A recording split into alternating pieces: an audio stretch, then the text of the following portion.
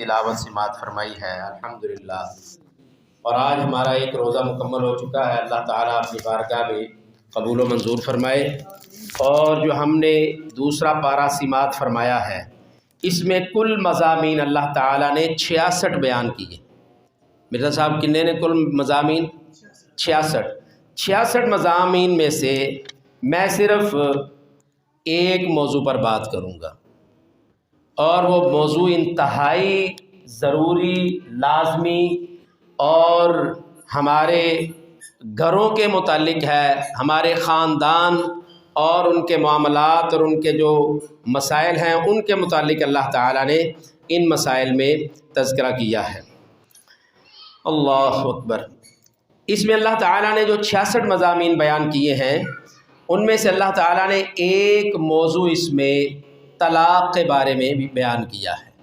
عموماً ہمارے معاشرے میں نہ طلاق کے مسائل ممبر پر بیان کیے جاتے ہیں، نہ ہمارے اس کے متعلق کوئی پروگرام ہوتے ہیں، جبکہ یہ انتہائی اتنے ضروری معاملے ہیں، نکاح اور طلاق۔ ہر مسلمان کو اس کے بارے میں علم ہونا چاہیے، اور یہ اتنا ضروری ہے جس طرح ہم زندہ ہیں اور سانس لینا ضروری ہے، اس طرح ہمارے جوانوں کو، جوان بیٹوں کو، بیٹیوں کو ان مسائل سے آگاہی بہت ضروری ہے۔ اور اگر ہمیں ان مسائل کی آگاہی ہوگی تو ہمارے معاشرے میں خرابی بہت کم ہوگی، اور اگر کہیں خرابی بھی ہوتی ہے، اگر کوئی خاندان قائم نہیں رہتا، میاں اور بیوی کے معاملات خراب ہوتے ہیں اور جدائی ہوتی ہے، تو پھر بھی اس کے مسائل کو سمجھنے والے یقیناً اللہ سے ڈرتے ہوئے معاملات کو اچھے طریقے سے سر انجام دیں گے۔ یاد رکھیں، رسول اللہ صلی اللہ علیہ وسلم نے ارشاد فرمایا ہے، کہا اللہ کے ہاں حلال چیزوں میں جو سب سے ناپسندیدہ چیز ہے وہ طلاق ہے حلال، لیکن اللہ کو سب سے ناپسندیدہ یہ عمل ہے۔ اور یہ اختیار اللہ تعالیٰ نے مرد کو دیا ہے کہ وہ اپنی بیوی کو اس کے نظام نہیں چل رہا، گھر کا معاملہ نہیں چل رہا، تو وہ اس کو اپنے سے جدا کر سکتا ہے اور طلاق دے گا۔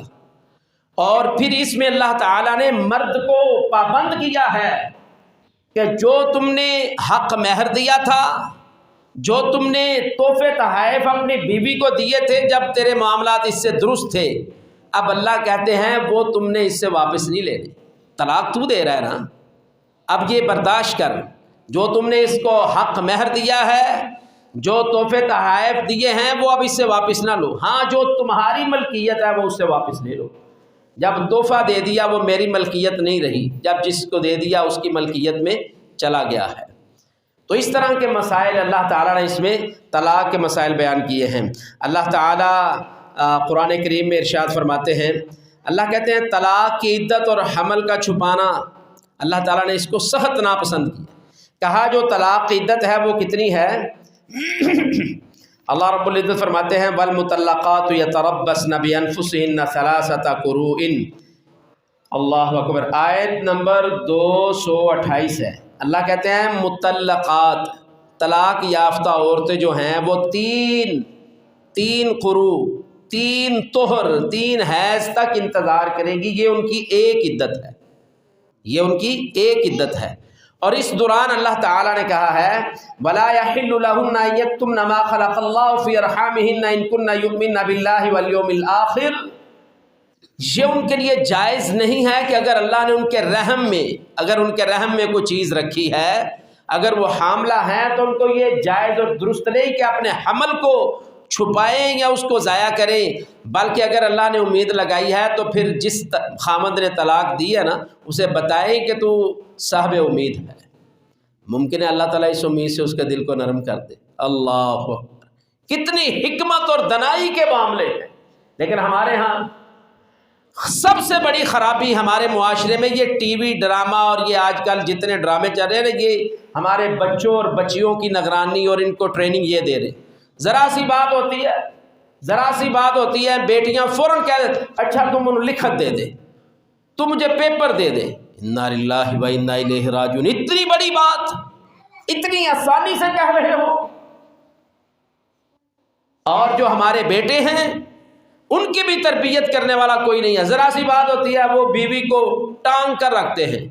اچھا تم نے بات نہ مانی تو میں نے تجھے یہ کر دینا ہے، میں انتہائی خطرناک قدم اٹھاؤں گا، میں بہت بڑا معاملہ تیرے سے کروں گا. بھائی کیا کرے گا تو؟ اس ماں اور باپ کا احسان مند رہ جس نے پال پوس کر اپنے جگر گوشے کو اپنی بیٹی کو تیرے نکاح میں دیا. اس کا عزت اور احترام کر اور اس نیکی کو نیکی سمجھ. اور ایسے ہی ہماری بیٹیاں جو ہیں وہ بھی بالکل دل برداشتہ ہو جاتی ہیں ذرا سی بات پر، اور نتیجہ کیا نکلتا ہے؟ ان کی جو اولادیں ہوتی ہیں، بچے ہوتے ہیں، وہ درمیان میں خوار ہو جاتے ہیں. تو اللہ تعالیٰ نے ان سب معاملے کو ان آیات میں بیان فرمایا ہے. آگے اللہ تعالیٰ ارشاد فرماتے ہیں کہ ہاں اگر کوئی حاملہ ہے تو اسے اپنی اس امید کو چھپانا نہیں چاہیے اور ضائع نہیں کرنا چاہیے. اللہ اکبر. اور پھر اس کے بعد اللہ تعالیٰ نے آیت نمبر 228 میں یہ ارشاد فرمایا ہے، کہا وَلِلرِّجَالِ عَلَيْهِنَّ دَرَجَةٌ. اے مردوں تم کیوں نہیں سمجھتے کہ اللہ نے تمہیں عورتوں پر حق دیا ہے، درجہ دیا ہے، بلندی دی ہے. اپنے بڑے پن کا ثبوت دو. اگر بیوی سے کوئی کمی کوتاہی ہوگی ہے تو درگزر کر دو یار. وَلِلرِّجَالِ عَلَيْهِنَّ دَرَجَةٌ. اللہ تمہیں عزت دے رہا ہے، اللہ تمہیں درجہ دے رہا ہے. کیوں ذرا سی بات پر گھروں کو برباد کرتے ہو، جدائیاں کرتے ہو؟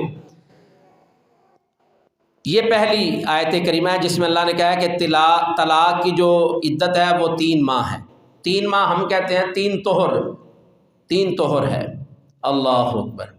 پھر اس کے بعد اللہ تعالیٰ آیت نمبر 229 میں کہتے ہیں الطلاق مرتان. اچھا ان کا معاملہ کسی نے بیچ میں آ کر صلح کروا دی، 3 طہر کے درمیان دوبارہ میاں بیوی کو جمع کر دیا، گھر آباد کر دیا. پھر کوئی وقت گزرا اور دوبارہ خامند کو غصہ آیا اور اس نے نہ آؤ دیکھا نہ تاؤ دیکھا، بہن بھائیوں کی باتوں میں آ کر یا معاشرے کی باتوں میں آ کر یا ان سنی ان دیکھی باتوں میں آ کر اس نے اپنی بیوی کو پھر طلاق دے دی. الطلاق مرتان. طلاق 2 مرتبہ ہے. اللہ کہتے ہیں اس نے 2 مرتبہ طلاق دے دی. پہلے ایک دی تھی، اس کی عدت دوران عدت ہی ان کی اصلاح ہو گئی، درستگی ہو گئی.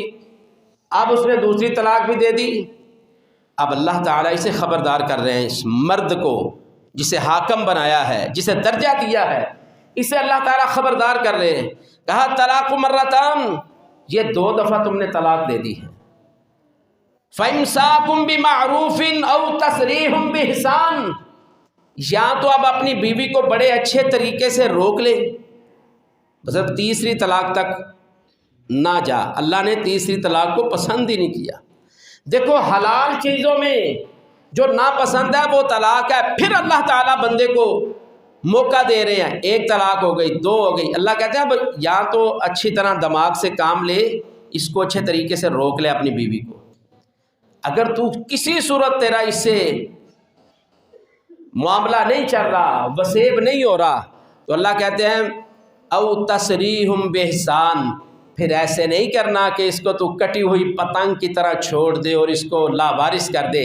تو اس کا خامند رہا ہے، یہ تیرے بچوں کی ماں ہے، یہ ذمہ دار خاتون تھی، تیری اس سے ان بن ہو گئی ہے، تو طلاق دے رہا ہے. اب اللہ کہتے ہیں فَإِمْسَاكٌ بِمَعْرُوفٍ، یا اچھے طریقے سے اسے روک لو، او تسریح بإحسان، یا اچھے اور نیکی اور احسان کرتے ہوئے اسے فارغ کر دو. احسان کیا ہے؟ احسان یہ ہے کہ اس کا حق مہر اسے پورا دو، جو تحفے تحائف دیے ہیں وہ اسے پورے دو. ہاں اگر بچے اس کے کوئی بچے ایسے ہیں جو اس کا دودھ پی رہے ہیں اپنی ماں کا، چونکہ وہ بچے تیرے ہیں، جب تک یہ ماں ان بچوں کو دودھ پلائے گی اس کا نان نفقہ کون دے گا؟ خامن دے گا. یہ اسلام ہے. آج تک ان چیزوں کو سمجھنے کی ہمارے معاشرے نے کوشش ہی نہیں کی. نتیجہ کیا ہے؟ گھر کے گھر پریشان ہیں، خاندان کے خاندان پریشان ہیں، علاقوں کے علاقے پریشان ہیں. ان مسائل سے آگاہی ہے ہی نہیں ہے. اللہ کہتے ہیں وہ تسریح بإحسان، یا بڑے اچھے طریقے سے اس کو فارغ کرو. ہاں احسان کا لفظ یہ ہے. اللہ کہتے ہیں اچھا اب تم اس کو تو اپنی زوجیت سے نکال ہی رہے ہو نا، ماں تھی، بچے اگر تم رکھ رہے ہو، مرد کا اولاد ساری مرد کے نسب سے ہے، مرد کی ہے. اگر تم اس اولاد کو نہیں لے رہے اور اپنی بیوی کے ذمہ ڈال رہے ہو اور اگر اس پر پابندی لگا رہے ہو کہ آگے تم نے نکاح کیا تو بچے میں واپس لے لوں گا، اللہ کہتے ہیں اس ظلم سے بچ جاؤ، یہ تم اللہ کی حدود کو کراس کر رہے ہو۔ جب تم اس کو نکاح میں نہیں رکھنا چاہتے تو پھر اس پر یہ پابندیاں کیوں لگا رہے ہو کہ بچے اگر تم نے آگے نکاح کیا تو بچے میں واپس لے لوں گا؟ انا للہ و انا الیہ راجعون۔ خود چاہتے ہو کہ میں آگے کہیں اور شادی کر لوں اور بیوی کو کہتے ہو کہ اگر تم نے شادی کی تو بچے میں واپس لے لوں گا۔ یہ کیسا ظلم کا یہ فیصلہ ہے۔ اللہ کے ہاں اس فیصلے کی کوئی حیثیت نہیں ہے۔ ایسا خاوند کل قیامت کے دن اللہ کے دربار میں جواب دہ ہے۔ اور اگر اسلامی حکومت ہو، شرعی عدالت ہو، تو جو قاضی ہے وہ بھی اس خاوند کو بلا کر درے مارے گا کہ تو اللہ کی حدود میں، اللہ کے دین میں دخل اندازی دے رہا ہے۔ بچے تیرے ہیں، نسب تیرا ہے، ان کی ذمہ داری، ان کا نان نفقہ، ان کا کھانا پینا، رہنا، کپڑے، جوتے، پڑھائی، یہ خاوند کے ذمہ ہیں، تو عورت کے ذمہ لگا رہا ہے۔ وہ بیچاری کہاں سے کمائے گی؟ یہ کمانا، محنت مزدوری اللہ تعالیٰ نے مرد کو دیا ہے یہ سارا معاملہ۔ کہا وہ تسریع بإحسان، ہاں تم چھوڑنا چاہتے ہو تو پھر اچھے طریقے سے تم اسے چھوڑ دو۔ تو ان آیات میں اللہ تعالیٰ نے طلاق کے مسائل بیان کیے ہیں۔ وقت مجھے 5 منٹ ملا تھا، وقت اس سے زیادہ ہو گیا ہے، میں اسی پر اپنی بات کو ختم کرتا ہوں۔ اور یاد رکھیے طلاق یہ ہوتی ہے کہ مرد دے عورت کو، اور ہمارے معاشرے میں کیا ہے، عورت مرد سے طلاق لے رہی ہے۔ یہ اسلام نہیں ہے،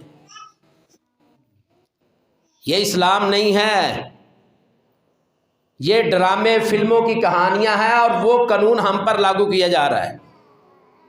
عورت کو اللہ تعالیٰ نے، اسلام نے، شریعت نے یہ حق دیا ہے کہ اگر وہ اپنے خامند کی عادات سے یا اس کے ساتھ رہنے کو ناپسند کرتی ہے، اس سے خلا لے گی۔ کیا لے گی؟ خلا۔ طلاق نہیں لے سکتی مرد سے۔ طلاق تو اللہ تعالیٰ نے مرد کو حق دیا ہے، عورت کو جو حق دیا ہے اسے خلا کہتے ہیں۔ خا لام عین، اس کا مطلب ہوتا ہے جدا ہونا، علیحدہ ہونا، خالی ہو جانا۔ اب اللہ تعالیٰ نے حکم یہ لگایا ہے، نبی صلی اللہ علیہ وسلم نے فیصلہ یہ کیا ہے کہ اگر عورت اپنے خامن سے جدا ہونا چاہتی ہے، اس کے ساتھ اس کا گزر بسر نہیں ہے، تو پھر اللہ تعالیٰ نے عورت سے کہا کہ تو حق مہر واپس کر دے، تو حق مہر کیا کر؟ واپس کر لے، اس سے جدا ہو جا۔ طلاق میں کیا ہے کہ مرد عورت سے حق مہر واپس نہیں لے سکتا، کچھ بھی نہیں واپس لے سکتا۔ اگر گفٹ بھی کوئی دیا ہے، چاہے بہت بڑا خزانہ دیا ہے، مرد واپس طلاق میں نہیں لے سکتا۔ اور بہت بڑا خزانہ دیا ہے، حق مہر دیا ہے، لیکن عورت مرد کے ساتھ نہیں رہنا چاہتی تو اللہ کا حکم ہے پھر حق مہر وہ ساری چیزیں واپس کر مرد کو۔ جب تو اس کے ساتھ رہنا نہیں چاہتی پھر اس کے مال پر عیاشی کیوں کرنا چاہتی ہے؟ یہ اسلام ہے۔ لیکن ہمارے معاشرے میں کیا ہے، اگر کسی میاں بیوی کی انبن بن گئی ہے نا، اتنا نظام خراب ہے، وہ فوراً فون کرے گی اپنی امی کو، ابو کو، بھائیوں کو، تو بہنوں کو، تو وہ آگے سے اس کی ٹریننگ کریں گے۔ ہاں اچھا، تو فوراً گھر آ جا، تو تیاری کر اسی آئے، تو کپڑے بن اسی آئے۔ انا للہ و انا الیہ راجعون۔ یہ اسلام نہیں۔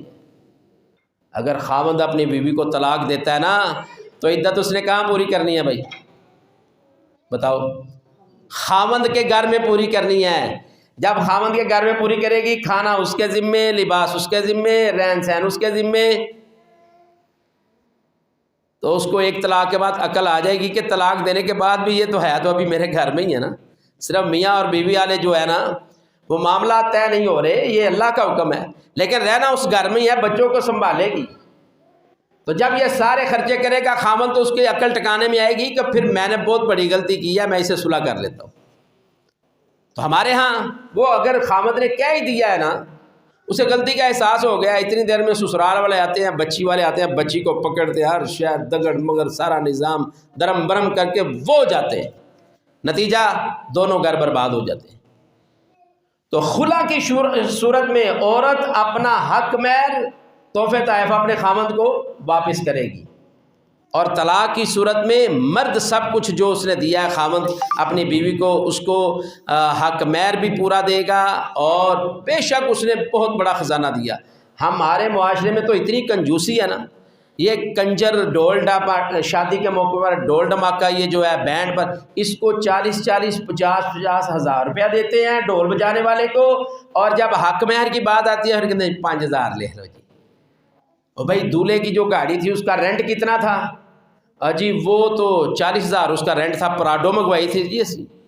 وہ بھائی 40,000 دینا کہاں ضروری تھا؟ حق مہر دو عورت کو، لیکن وہاں 5,000 لکھوایا اور ڈھول باجا گاجا کرنے والے کو 50,000 دیا۔ تو دیکھو یہاں سے ہی ہم نے ظلم اور ناانصافی شروع کر دی نا۔ اور جب ہم نے رسموں میں پڑے دین سے دور ہوئے، جب دین سے دور ہوئے نہ ہمارے گھر بچے نہ بار بچے نہ کچھ بھی ہمارا ثابت نہ رہا۔ تو سامعین محترم سامعات، آج خواتین بھی ماشاءاللہ کافی آئی ہوئی ہیں، تو یہ ضروری مسائل تھے خواتین کے متعلق۔ تو میں اپنی بیٹیوں کو، ماؤں اور بہنوں کو یہ نصیحت کرتا ہوں، اللہ کے دین کو سمجھو، زندگی بڑی آسان ہو جائے گی، بڑی آسان ہو جائے گی، بڑی آسان ہو جائے گی۔ ایک عورت رسول اللہ صلی اللہ علیہ وسلم کے پاس آئی، اللہ اکبر، اس کا خامند اس کے پیچھے مارے مارے پھر رہا تھا۔ یہ صحابہ اور صحابیہ اور صحابہ ہے، صحابیہ ہے اور صحابی ہے، اللہ کے رسول صلی اللہ علیہ وسلم کی زندگی مبارک ہے۔ لوگ کہتے ہیں کوئی بڑا ہوتا تو پتہ نہیں کیا ہوتا، اللہ کے رسول صلی اللہ علیہ وسلم سے بڑھ کر کون بڑا ہو سکتا ہے؟ وہ خامند پیچھے پیچھے اپنی بیوی کے، اور بیوی کیا کہتی ہے؟ تم مجھے خلا، میں تجھ سے خلا لیتی ہوں، میں تیرے ساتھ نہیں رہنا چاہتی۔ کوئی معاملہ تھا، کوئی وجہ تھی؟ اللہ اکبر، اللہ کے رسول صلی اللہ علیہ وسلم کے پاس یہ شکایت چلی گئی۔ خامند نے شکایت لگا دی، اللہ کے رسول میں اپنی بیوی سے بڑی محبت کرتا ہوں، انتہا درجے کی محبت کرتا ہوں، اور وہ میرے سے بے تنائی کر گئی ہے، ناراض ہو گئی ہے، مجھ سے جدا ہونا چاہتی ہے۔ اللہ کے رسول صلی اللہ علیہ وسلم نے اس اپنی صحابیہ کو بلایا، کہا ہاں بھائی یہ تمہارا خامند کیا کہہ رہا ہے؟ یہ کہہ رہا ہے یہ مجھ سے جدا ہونا چاہتی ہے۔ کہنے لگے اللہ کے رسول یہ صحیح کہہ رہا ہے، میرا اب اس کے ساتھ گزارا نہیں ہے، اگر آپ مجھے حکماً دینی اور نبی ہونے کی ساتھ یہ پابند کرتے ہیں، مجھے اگر اللہ کا حکم مانتے ہوئے آپ کی بات کو میں مانوں، اگر آپ مجھے حکم دے رہے ہیں تو پھر میں اس اپنے خامند کے ساتھ جیسے بھی ہوگی زندگی گزار دوں گی، اگر آپ مجھے حکماً کہتے ہیں، اور اگر آپ مجھے مشورہ دے رہے ہیں تو پھر مشورے میں مجھے اختیار ہے۔ کہا بالکل تجھے مشورہ دے رہا ہوں، اپنے خامند کے ساتھ رہ، یہ اچھا آدمی ہے۔ کہنے لگے اللہ کے رسول آپ کا مشورہ ہے نا، مشورہ مان لوں تب بھی میرے پر کوئی بلڈن نہیں ہے، اور نہ مانوں تو نافرمانی میں نہیں ہے، اگر آپ نے حکم دے دیا اور نہ مانا تو پھر نافرمانی ہوگی۔ کہ اللہ کے رسول میرا اس کے ساتھ گزارا نہیں ہے۔ کہا اچھا تیرا گزارا نہیں ہے؟ کہا جی میں اس کے ساتھ اپنے خامند کے ساتھ نہیں رہ سکتی۔ کہا پھر اس نے جو تجھے حق مہر میں باغ دیا تھا، کیا دیا تھا؟ کیا آج کوئی باغ دیتا ہے؟ آج کوئی باغ دیتا ہے؟ 5,000 روپے ٹرکالوجی لگائی ہوئی ہے، نکاح خاں کو 5,000، رجسٹرار کو 5,000، اور بیوی کو بھی حق مہر 5,000۔ انا للہ و انا الیہ راجعون۔ اور ٹیشن پیشن کتنے ہیں؟ پورے علاقے کو نہ رات کو سونے دیا، نہ دن کو سونے دیا، نہ امن نہ سکون، اور فضول خرچی اتنی، لاکھوں کروڑوں اڑا دیے، اور جس حق مہر کے بدلے میں بیوی کو حلال کرنا تھا وہاں 5,000، وہاں دینی غیرت بالکل زیرو ہو گئی ہے۔ یہاں اللہ کے رسول صلی اللہ علیہ وسلم نے اپنی صحابیہ سے کہا اچھا پھر ایسے کر، تو نے نہیں نا خامند کے ساتھ رہنا، پھر اس کا باغ جو اس نے تجھے حق مہر میں دیا تھا نا وہ اس کو واپس کر دے اور اس سے جدا ہو جا۔ اسے خلا کہتے ہیں۔ اسے کیا کہتے ہیں؟ خلا۔ اللہ کے رسول صلی اللہ علیہ وسلم کے زمانے میں یہ ہوا ہے۔ پھر اس خاتون نے، اس صحابیہ نے، وہ اپنا باغ جو اسے حق مہر میں ملا تھا نا اپنے خامند کو واپس لٹا دیا اور اس سے جدائی اختیار کر لی، خلا لے لیا۔ یہ ہے اسلامی نظام۔ اللہ تعالی ہمیں ان مسائل کو سمجھنے کی توفیق عطا فرمائے۔ پھر میں وہ بات کرنے لگا ہوں، پہلی بات، حلال چیزوں میں جو سب سے ناپسندیدہ اللہ کے ہاں چیز ہے وہ طلاق ہے۔ اللہ اکبر۔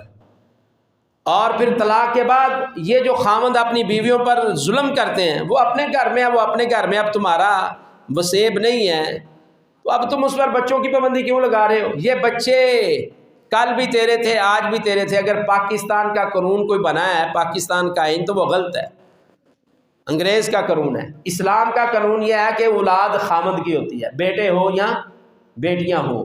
ہاں، اگر کوئی ماں ان بچوں کے ساتھ مجبور کر دی جاتی ہے اور وہ اپنی زندگی ساری ان بچوں کے سر پر بیٹھ کر گزار دیتی ہے، تو وہ خاوند تو سوچے کل قیامت کے دن محشر کے میدان میں اللہ کو کس کس بات کا حساب دے گا۔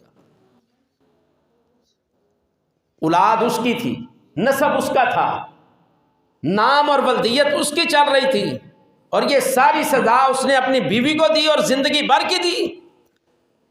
اللہ کے دربار میں اور پوری کائنات، انبیاء علیہم الصلوۃ والسلام وہاں موجود ہوں گے، وہاں اللہ کے نیک بندے بھی موجود ہوں گے، وہاں ساری کائنات کے انسان موجود ہوں گے، اور وہاں اللہ اس سے پوچھے گا بتا اس میری بندی کا قصور کیا تھا؟ یہ تیری بیوی بنی تھی، یہی اس کا قصور ہے، اور اس بچوں کے ذریعے اس کو ساری زندگی تو نے سزا دی۔ اس لیے ان معاملات میں آ کر دین کو سیکھنا چاہیے۔ پہلے تو کوشش ہونی چاہیے کہ معاملہ رفع دفع ہو جائے، یہاں نوبت نہ آئے۔ اگر آ جائے نوبت تو پھر قرآن اور حدیث کے مطابق ان معاملات کو کرنا چاہیے۔ اللہ تعالیٰ مجھے اور آپ کو کتاب و سنت کی باتوں کو سن کر اس پر عمل پیرا ہونے کی توفیق عطا فرمائے۔ 5 منٹ سے مجھے لگتا ہے 25 منٹ ہو گیا، میرے صاحب معافی بھائی۔ اللہ اکبر۔ اللہ تعالیٰ ہمیں عمل کی توفیق عطا فرمائے۔ اللہم صلی علی محمد وعلی آل محمد کما صلیت علی ابراہیم وعلی آل ابراہیم انک حمید مجید۔ اللہم بارک علی محمد وعلی آل محمد کما بارکت علی ابراہیم وعلی آل ابراہیم انک حمید مجید۔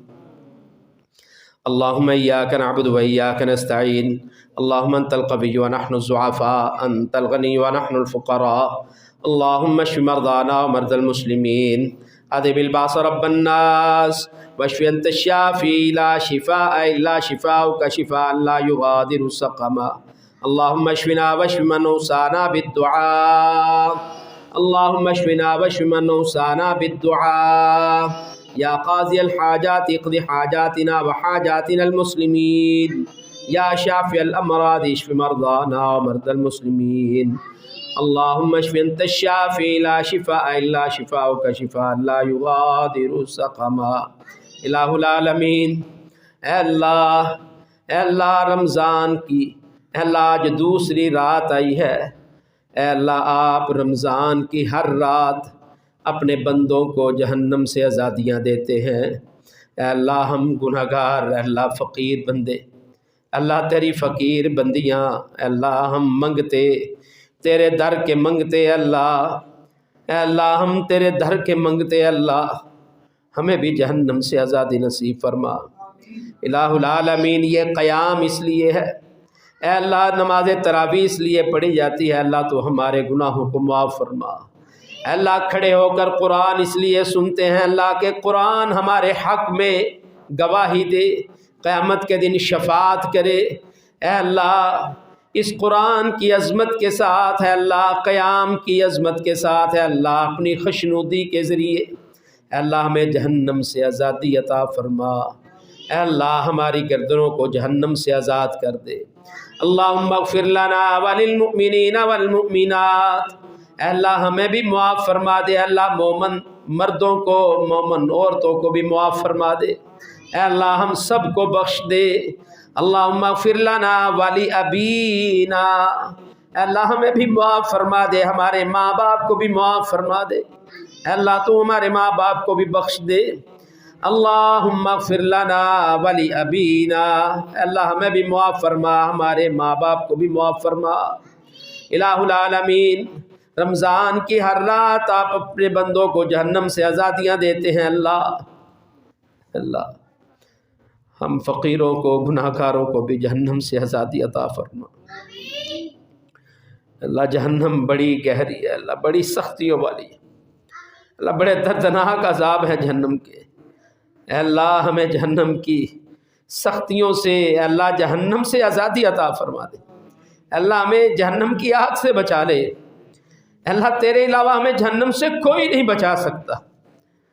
اے اللہ دنیا کی ذلتوں رسوائیوں سے بھی بچا لے اور آخرت کی رسوائیوں سے بھی بچا لے۔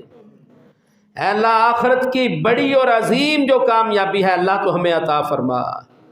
اے اللہ ہمارے والدین کو معاف فرما دے، اللہ العالمین ہمارے والدین جو اس دنیا سے جا چکے ہیں اے اللہ تو ان کو معاف فرما، اللہ ان کی قبروں کو منور فرما، اللہ العالمین ان کی قبروں کو منور فرما، اللہ العالمین ان کے اعمال صالحہ کو اپنی بارگاہ کے اندر قبول و منظور فرما، اللہ العالمین جو بے اولاد ہیں اللہ ان کو نیک اور صالح زندگی والی اولاد عطا فرما، اے اللہ جن کو اولاد عطا کی ہے اللہ ان کی اولادوں کو والدین کی آنکھوں کی ٹھنڈک بنا دے، اے اللہ اولادوں کو نیک اور صالح کر دے، اے اللہ فرما بردار اور مطیع فرما دے، اے اللہ ہم میں سے کسی کی اولاد کو ایسے نہ کرنا جس طرح کل